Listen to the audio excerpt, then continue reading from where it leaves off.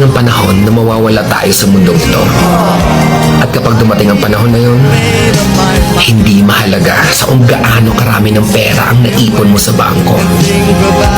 Hindi rin mahalaga sa kung gaano ka successful sa trabaho or sa business mo.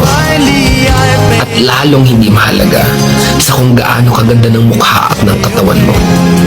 Dahil ang mahalaga pagdating ng panahon na yun ay ang sagot sa tanong na naging masaya ka ba?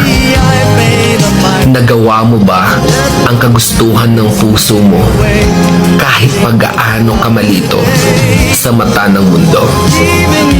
Dahil sa huli naman, ikaw naman magdadala ng mga memories na yon sa libingan mo. Hindi naman ang mga tao sa paligid mo.